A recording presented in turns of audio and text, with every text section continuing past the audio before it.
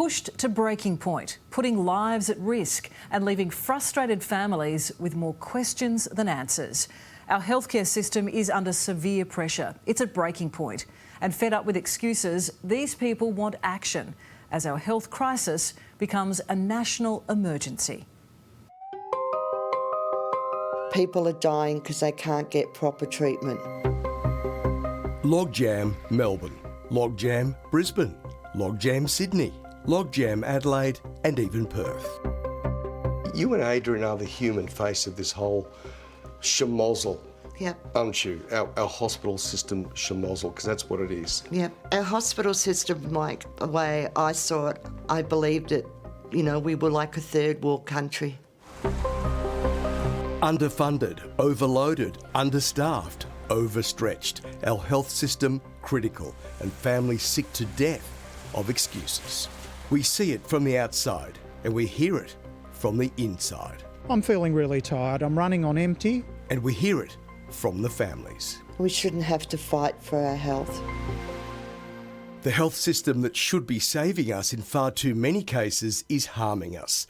The pandemic and now the flu has exposed an already underfunded service where nurses and doctors are exhausted and stressed, and many are leaving. It's the domino effect. A hospital so full, the ambulances that should be attending other emergencies are forced to sit idle, their patients not receiving timely care. It's called access block. Appalling. Yep. When you've got to wait in a waiting room for 15 hours, you have to beg for 2 Panadol when someone's in so much pain. Getting an ambulance was the easy part for Chris and Adrian Prissman. From there, it was all downhill. Adrian, who has cancer, had a crippling headache and was taken to Monash Medical Centre in Melbourne. It was freezing in that waiting room and I had to get a blanket. And to sit beside a young girl that continuously vomited for 2.5 hours, and people in the waiting room were giving her chuck bags. Sounds like hell. Yeah. An 80-plus-year-old man that was there 13 hours plus on his own. Eventually, Adrian was admitted for 4 days in a day treatment room, then released without, Chris claims, an MRI being performed. On the day that they discharged Adrian, a doctor rang me in the morning and said that they had diagnosed him with a complex migraine and vertigo. And I said, well, if you have diagnosed that, why did you treat a migraine patient in a well-lit room? 12 days later, Chris organised a private MRI. Adrian had had a stroke.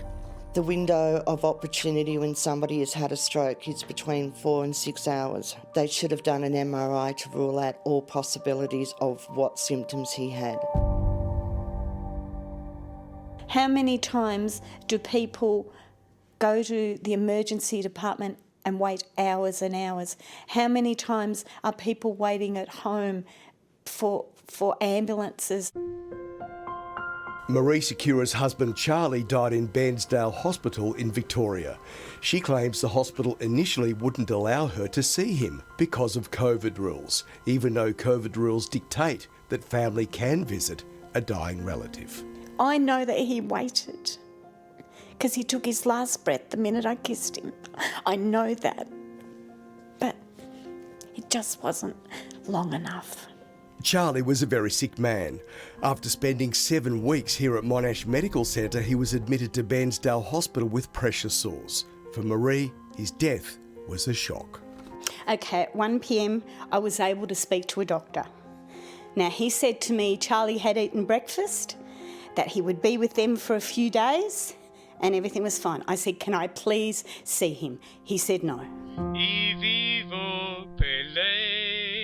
Quite the character, Charlie. 17 years of marriage, and he never missed a chance to charm his wife. Charlie was a real romantic.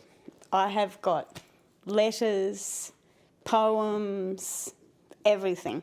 He was not one of these people that pushed himself out there, but he was kind. They need to sit back and have a really good look at how they're managing the health system for people, because our health of Australians is so vitally important. Christine Jackson from Ipswich in Queensland knows that better than most. She has a serious lung condition and copped COVID on top of that. I realised I had COVID, so I went to the Ipswich private hospital to get some medication because I have reactive airways disease and felt it was the best thing to do. Christine claims she was relegated to the ambulance parking bay where she sat on a plastic chair in the rain for 2.5 hours. Then she made a phone call. I wanted to speak to the CEO or the director of the hospital to see if they wanted to come and sit with me in the outside area where it had been windy and rainy the whole time I was sitting out there. Didn't happen, but a nurse tried to compromise. And then said, I've taken a person out of a room and put them into the hallway. I didn't feel that this was appropriate, considering she told me there were people that were sicker than I was. Australians who feel let down by our health system, who have suffered themselves or who've lost loved ones, are understandably angry. And they're asking this question. Why aren't politicians listening to us? Why, indeed. Chris was determined to be heard, so she had a crack at the Victorian Premier, Daniel Andrews, here in State Parliament through her local member, Kim Wells. Here's how that turned out. If you've raised this matter for your own political gain, well, it says more about you. What do you think of Daniel Andrews' performance here? Pathetic. The way he come across with that was basically, it was like he was selling cars to anybody. He didn't care about where my husband's plight was. From one theatre to another. It's not too late at all. It could have been too late. For Marie, it is too late. Charlie passed away last month. He's not here to put the world back together again like we used to, talking about everything and just feeling like he's been cheated. And, you know, and to know that I'll never see him again.